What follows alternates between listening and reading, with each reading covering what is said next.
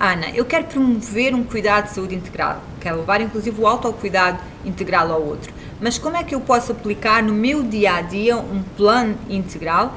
Como é que eu posso aplicar no hospital? Como é que eu posso aplicar no centro de saúde? Como é que eu posso aplicar na clínica em que eu trabalho?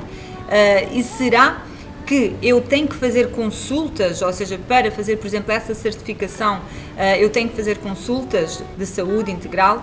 Eu digo, não necessariamente, não tens que começar já a fazer consultas. Podes perfeitamente fazer essa certificação em cuidado integral, pela metodologia integral terapêutica, 5 dimensões, físico, mental, emocional, energético e espiritual, e podes desde já inclusive autovivenciar a metodologia e também aplicar recursos dessa metodologia, ou todos os recursos, ou todo o plano, enquanto na tua profissional diária, no centro de saúde, no hospital, tendo em conta o cliente que tu tens à tua frente, ok? Foi assim que eu comecei. Como vocês sabem, eu comecei esse processo por mim própria. Eu, inclusive, era uma pessoa descrente de tudo aquilo que não tivesse muito relacionado com a ciência, era muito descrente com as áreas energéticas, com a espiritualidade, não era uma católica praticante, algo que até à data não tinha colocado assim muito em questão.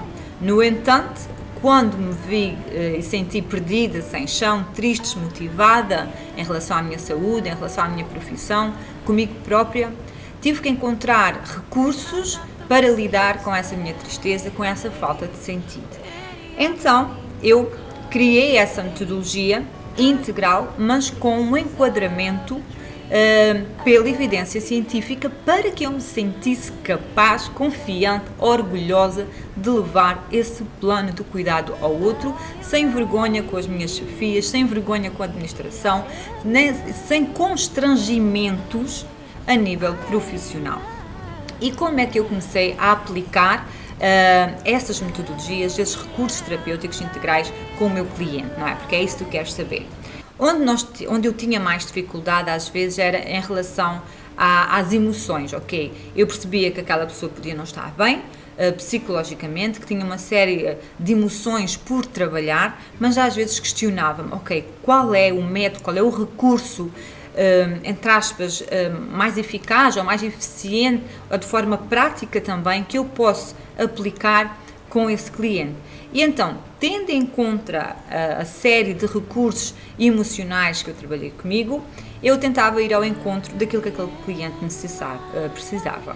Então, uma das formas era, por exemplo, educar o meu cliente para a própria gestão emocional, porque o nosso próprio cliente às vezes sabe que tem sentimentos, que tem emoções por trabalhar, mas não consegue identificar aquelas emoções. Então, uma das estratégias base é levarmos o outro ao autoconhecimento, a técnica também de mindfulness, levá-lo a ter atenção plena sobre sobre as suas emoções, identificar essas emoções e depois encontrar aqui um recurso terapêutico que eu pudesse analisar, que nós pudéssemos analisar aquela emoção, ok?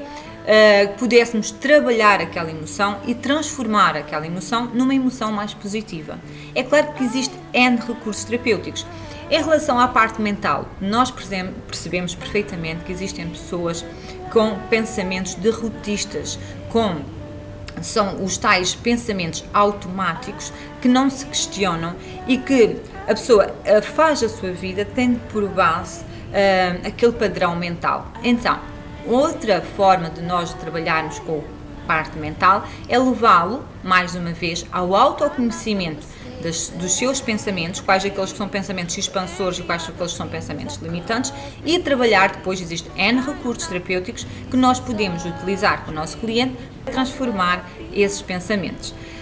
Em relação à parte energética, essa às vezes era aquela que é a parte que é mais desafiante, quando nós percebemos que às vezes as pessoas podem ter algum bloqueio energético. Eu nunca me pus a adivinhar que tipo de bloqueio energético poderia ser, mas eu acho que faz sentido, existem bloqueios energéticos que nós próprios não temos conhecimento, então é inconsciente. E eu trabalhei muito em mim própria com a prática energética, e faz mais sentido eu própria conhecer a dimensão energética e saber como é que eu posso atuar no meu campo energético e qual a ligação que o campo energético tem com o nosso campo físico, nomeadamente com as nossas glândulas, com o nosso sistema endócrino, por que não educar o nosso cliente para esse conhecimento, que ele tem um campo energético, um campo etérico, que tem órgãos energéticos que estão relacionados com manifestações físicas. Então, uma das formas que tu podes levar o cuidado integral energético a esse cliente é por a educação, a literacia em saúde. Não tens de dizer que acreditas ou deixaste de acreditar. São apenas métodos que são utilizados pelas medicinas tradicionais ancestrais e que podem ser um complemento na tua área de cuidado, ok? E então aqui, quando tu assumes isso são recursos terapêuticos energéticos que são praticados noutras formas de medicina. Em relação à parte espiritual, eu sou sincera, eu comecei a trabalhar mais essa prática, mais essa metodologia da logoterapia, a terapia do sentido da vida, quando trabalhei em cuidados paliativos. E aqui sim nós trabalhávamos a integralidade mesmo do cliente e íamos ao encontro das crenças espirituais de cada pessoa, respeitando os credos de cada pessoa. E eu não tenho que impingir aquilo que eu acredito ou deixar de acreditar. Eu tenho que identificar qual é a crença espiritual fortalecedora que aquele cliente tem. Pode ser Deus, pode ser nos anjos, pode ser na energia, pode ser na Nossa Senhora.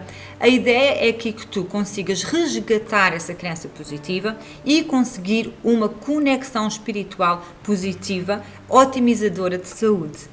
Estás a ver como é tão fácil quando é visto dessa forma. A espiritualidade é resgatar a esperança, a paz, a harmonia. Levar aquela pessoa a identificar algo que ela acredite, que ela se identifique, que lhe dê força, que a pessoa possa ressignificar a vida.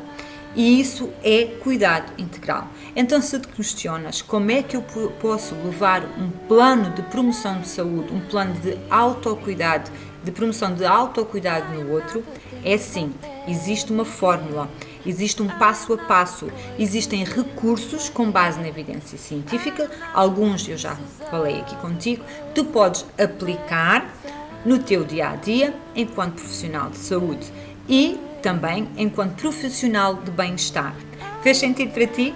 Percebeste como é que tu podes começar a aplicar um plano de promoção de autocuidado integral com o teu cliente no teu dia-a-dia, trabalhando num hospital, numa clínica ou num centro?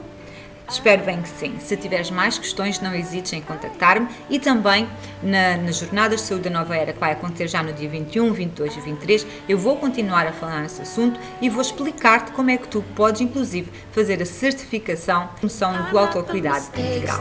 Ok? Um grande beijinho. Fica bem.